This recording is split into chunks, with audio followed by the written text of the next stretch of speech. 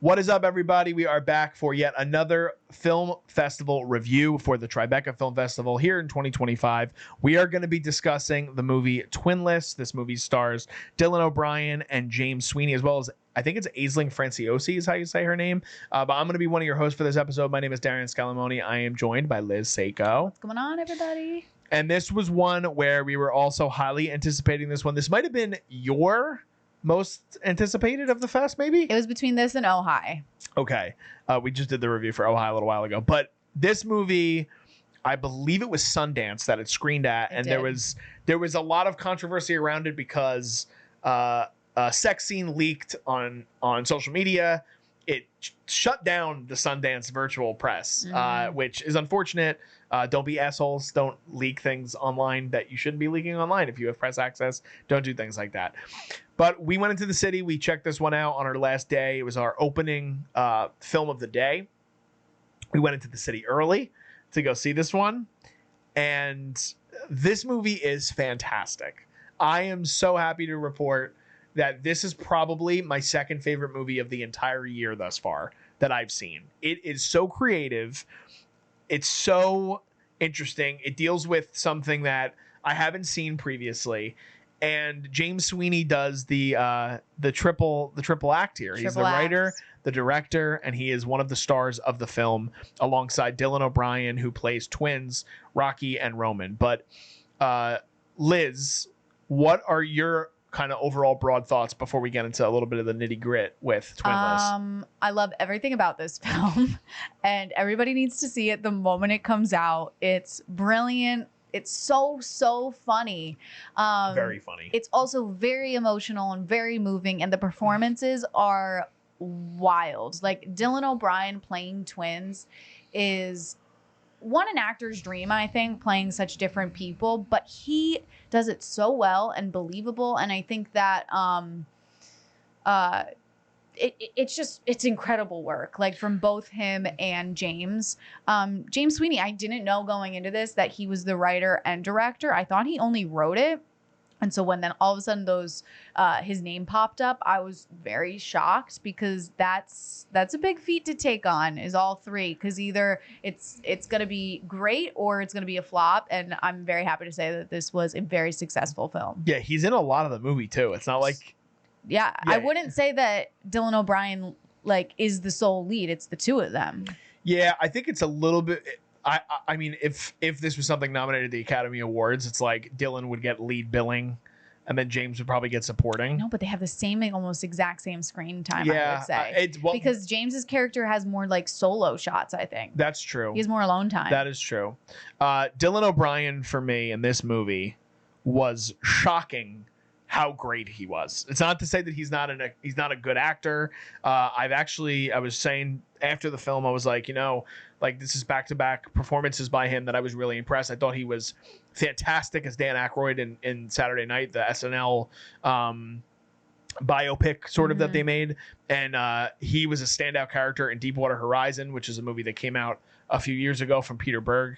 But the work he does in this movie, from the standpoint of not only playing twins, but also seeing a character evolve over the runtime of a movie, is incredibly impressive. Yeah. And I think that so much of what you get with Roman's character is you see a lot of layers and depth to a character that it's hard to get it across on screen. And part of it is the writing. So I think it's so much of the two-handedness of this movie, which plays into, again, that the fact that the movie is called Twinless and it's based on the reality of two people and their relationship together.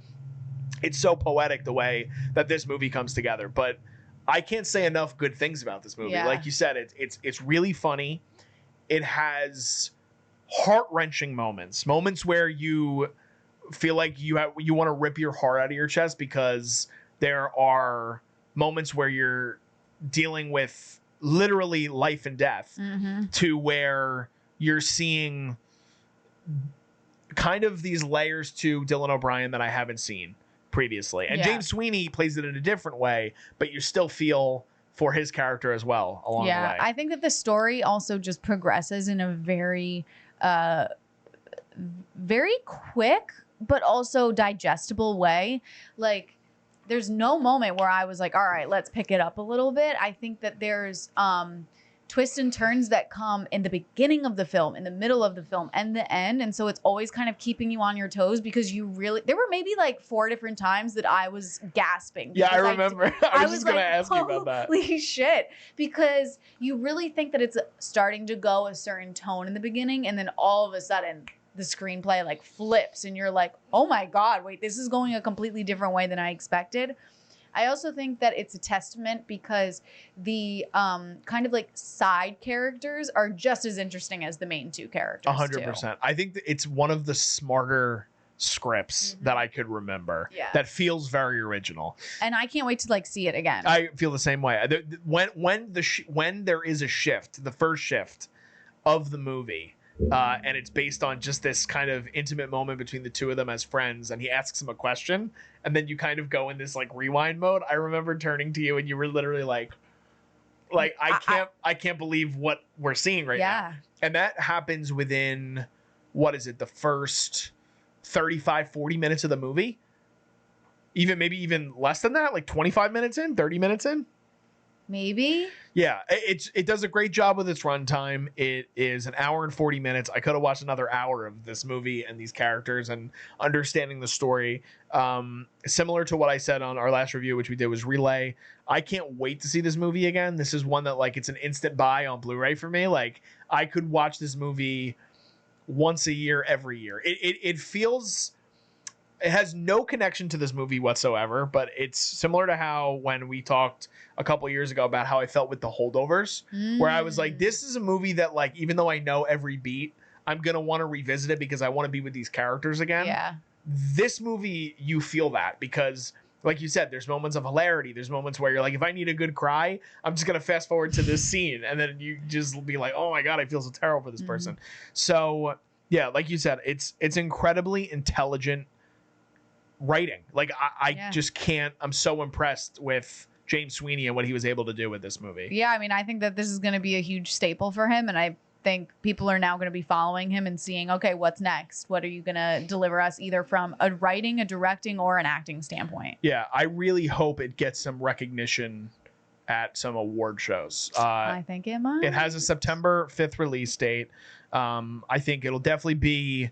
It should be up for like the Gothams and like the IFC awards and Indie Spirit, like, but I'm hoping that it gets a little bit more recognition for some of the bigger. We'll have to see what else comes out throughout the year just to be able to compare it. Yeah, but Dylan O'Brien, strong performance. Man, I am impressed with you, my dude. You were absolutely fantastic in this movie. Clearly, you've never seen Teen Wolf. Yeah, I know. And we were talking about The Maze Runner. And I'm like, I never saw any of the Maze Runner. Well, The Maze Runner movies. is actually a very well done franchise, and he's great in it. Well, maybe Teen Wolf is also a really well done franchise. No, Teen Wolf is, don't get me wrong, I love a good Teen Wolf, but Dylan O'Brien just howling at the moon. That's all we need. We're getting off track. We're getting off track. Everybody needs to go and see Twinless. The movie, like I said, hits theaters September 5th. Of this year. Please, please, please go support this movie. Take anybody and everybody to this movie. Make it an event. Go with all your friends. Go with your family. It's a great movie. But yeah, let us know your thoughts on the movie. If you guys had a chance to see it at either Sundance or at Tribeca, give this video a like if you guys can and comment your thoughts. Subscribe to us here at the Culture Wave Media Network. We have tons of other reviews upcoming for the Tribeca Film Festival. This is just one of many, and we have more upcoming, and there's more that you guys can check out that are already on the channel. So really excited for the future of this movie. But just signing off, I'm Darian Scalamoni. And I'm Liz Seiko. And we'll see you guys next time. This is The Culture.